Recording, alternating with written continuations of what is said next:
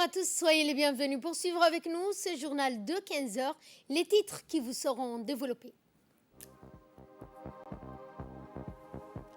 Troisième journée et clôture de la conférence sur un consensus unanime dans le droit du travail, de l'emploi et de la migration de main-d'œuvre dans la région de l'IGAD. En Libye, des élections cruciales pour en finir avec 10 ans de chaos. Ça sera le 24 décembre prochain. Bonjour à tous et nous entamons ce journal par la clôture de la conférence de l'IGAD sur le travail, l'emploi et la migration de main-d'œuvre. Eh bien, c'est sur un accord de toutes les parties prenantes que s'est clôturée au Kempinski Palace Hotel la conférence de l'IGAD sur le travail. Les ministres du Travail, de l'Emploi des États membres de l'IGAD ont procédé à la création du Comité de l'Emploi et du Travail de l'IGAD, tout en redirigeant la pierre angulaire de cette initiative, c'est-à-dire la déclaration sur le travail, l'emploi et la migration de main-d'œuvre dans la région dite de l'IGAD. Ce document, approuvé par les partis membres, pose les fondements d'une politique sur l'emploi et les défis qui vont avec. Eh bien, ce comité est une plateforme de coordination et aura la mission de créer un espace permettant aux ministres concernés de s'engager régulièrement dans un dialogue politique et de fournir des orientations stratégiques dans la mise en place des politiques et des priorités du pays de l'IGAD en matière notamment de travail et d'emploi.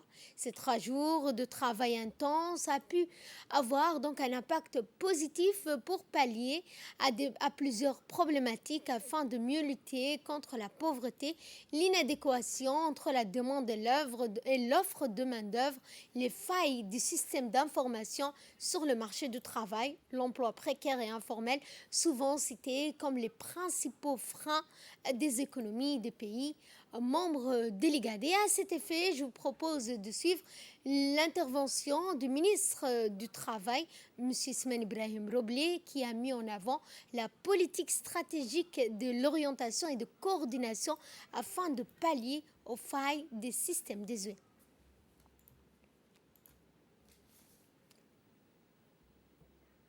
Nous arrivons au terme de la conférence ministérielle des ministres du Travail des pays de l'IGAD.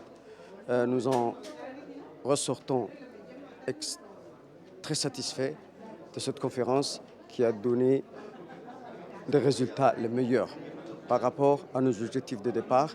Et nous avons pu aujourd'hui avoir l'occasion de débattre, d'échanger sur l'adoption d'un comité ministériel de travail de l'IGAD, sur l'élaboration d'un plan d'action, sur l'adoption des directives de l'IGAD par rapport aux accords bilatéraux de travail. Et bien évidemment, cela se traduira par un plan d'action suivi d'un mécanisme de suivi et de rapport qui sera ultérieurement travaillé avec l'IGAD. Donc, en cette occasion, je remercie vraiment tous les ministres des pays amis et frères de l'IGAD qui ont bien voulu répondre à notre sollicitation. Doucement mais sûrement, le fonds de garantie de Djibouti avance en Turquie. Eh bien, une délégation djiboutienne de haut niveau s'est rendue à Ankara dans le cadre de la signature de plusieurs conventions de partenariat. Parmi elles, le directeur de fonds de garantie de Djibouti, Awad Ahmed Awad Mouhty, qui a signé un protocole d'accord avec son homologue turc. Écoutons-le pour plus de précisions sur cette convention de partenariat. Nous y reviendrons donc sur cette déclaration dans notre édition de ce soir. Le secrétaire d'État chargé au sport, Hassan Mohamed Kamil, s'est entretenu hier dans son cabinet avec les présidents des différents membres des communes.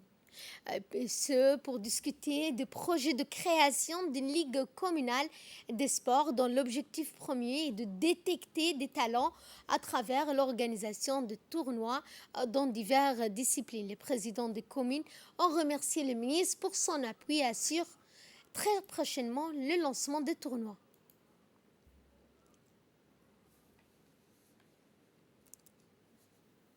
Comment promouvoir la microfinance? Eh bien, c'est autour d'une table ronde organisée par la CEPEC Nord que la présidente du conseil d'administration de la CEPEC Nord, Ouma Mohamed Hamid, le préfet de Bok, Abdul Malik Mohamed Banouta, le vice-président du conseil régional de Bok, les cadres responsables des services techniques déconcentrés de la région, mais aussi des jeunes entrepreneurs, des femmes, des hommes, membres de la caisse de Bok se sont retrouvés pour discuter des voies et moyens de promouvoir la microfinance et leur présenter ainsi des opportunités de projets dans la région, mais aussi discuter de l'impact des grands projets gouvernementaux en cours et la place de la jeunesse, de la femme bokoise.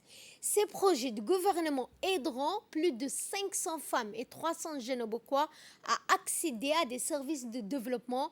Ils vont également permettre à Hayou de trouver de nouveaux secteurs de croissance et diversifier également son économie pour maintenir son taux de croissance et générer ainsi de nouveaux emplois. Dans un mot, la présidente du conseil d'administration de la CEPEC Nord, Ouma Mohamed Hamid, a rappelé les performances de la Caisse Nord. Plus de 250 millions de volume de crédit, a-t-il dit, octroyés depuis sa création et 30 millions d'épargne collectées à ce jour. Elle n'a pas également manqué d'aborder les différents projets lancés par le gouvernement à travers l'appui de divers partenariats, à savoir le pitch. Une somme importante a également été investie dans les projets d'infrastructure et du développement de l'entrepreneuriat qui s'attacheront à accompagner les membres de la Caisse de Bok tout en facilitant leur accès à des crédits et à des renforcements et notamment pour mieux les renforcer et les développer. Et Ali Sabi, avec cette saisie importante d'une quantité de 4 de contrebande, les forces armées BIAS de la brigade de la gendarmerie, la police du détachement d'Ali Sabié, en étroite collaboration avec la brigade de douane d'Ali Sabié, a saisi une importante quantité de 4 de contrebande. Durant cette opération, 150 colis de 4 ont été interceptés, soit 15 000 paquets selon la procédure standard en vigueur. Cette quantité a été transmise à la brigade de la douane et détruite sur place par le feu en présence du chef adjoint de la brigade des douanes d'Ali Sabié, Ali Udun Abdallah. Le colonel a également remercié l'ensemble des forces de défense de sécurité pour leur travail d'équipe. L'opération se poursuit et le colonel a également exhorté la population à rester vigilante et à collaborer avec les forces présentes dans leurs secteurs respectifs. Et cette opération de nettoyage et de désinfection du réservoir d'eau de Bondora à Dikil, en marge de la première tournée de distribution de kits d'hygiène aux ménages des localités reculées situées dans les 5 régions de l'intérieur, eh bien, le Croissant Rouge de Djibouti a relevé des cas qui nécessiteraient son intervention pour promouvoir l'hygiène de vie de ces populations vulnérables. Eh bien, c'est dans cette perspective qu'il a répondu après constat à la demande de la population de Bondora lors des visites de suivi et d'évaluation dans le réservoir d'eau qui n'était pas nettoyé depuis 2 ans. Il octroya ainsi un lot de matériel constitué de javel, de serviettes, de savons en poudre, balais, raclettes, masques, des savons liquides et des gels aux membres de la communauté locale pour entretien du réservoir et traitement d'eau afin d'améliorer l'hygiène. Le Croissant Rouge de Djibouti œuvre à améliorer les conditions de vie des populations vulnérables. Comment promouvoir le sport en milieu aquatique? Telle a été la question principale de la cérémonie de clôture des activités sportives telles que le beach soccer, le beach volley, natation ou bien lecture à la plage.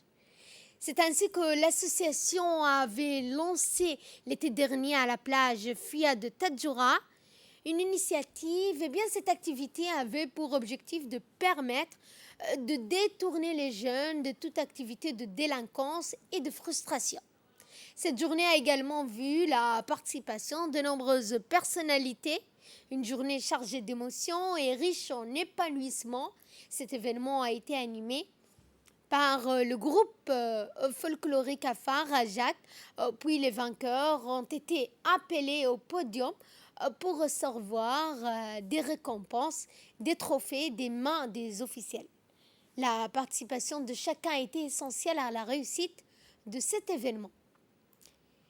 Et la région de Tadjoura est endeuillée par le décès survenu hier matin à Djibouti de feu Mohamed Mouskoutallah Ali dit Fatoïka après une brève maladie. Né à Dora, le défunt laisse derrière lui une famille nombreuse, dont 2 veuves, 5 enfants, beaucoup de proches. Le défunt religieux, entrepreneur, commerçant actif dans le commerce transfrontalier Djibouti-Éthiopie était une personnalité respectée, un ami de tous. Nous présentons nos sincères condoléances à la famille du proche et du défunt et prions Dieu de l'accueillir dans son paradis éternel. Inna lillahi wa inna ilayhi raji'un. Autre message de condoléances, c'est le décès de feu Fatouma Idlé Hassan, survenu jeudi midi à l'hôpital Pelletier. Née en 1955 à Djibouti, la défunte laisse derrière elle 9 enfants, 5 petits-enfants.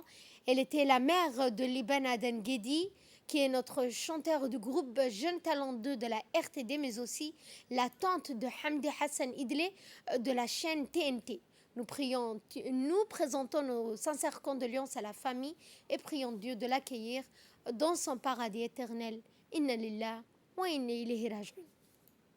Et de là, nous passons à ce qui domine l'actualité internationale en Libye, des élections cruciales pour en finir avec 10 ans de chaos. Ils sont tous venus soutenir la stabilité de la Libye. Les représentants d'une trentaine d'États, d'organisations internationales étaient à Tripoli jeudi, après 10 ans de chaos depuis la chute de Muammar Kadhafi et un conflit qui s'est internationalisé. Eh bien, les pays entendent tourner la page et organiser des élections générales cruciales pour son avenir. Tripoli a également réitéré son refus des ingérences étrangères dans les affaires libyennes et les tentatives de semer le chaos en Libye. Elle a également promis que la Libye respecterait ses engagements en matière de droits humains. Après des années de conflits armés et de divisions entre l'Est et l'Ouest, un nouveau gouvernement intermédiaire a été désigné au début de cette année sous l'égide de l'ONU pour sortir le pays d'un conflit internationalisé et en le menant jusqu'à une élection présidentielle cruciale fixée au 24 décembre et suivie d'un scrutin législatif. Fin de ce journal, merci de votre fidélité.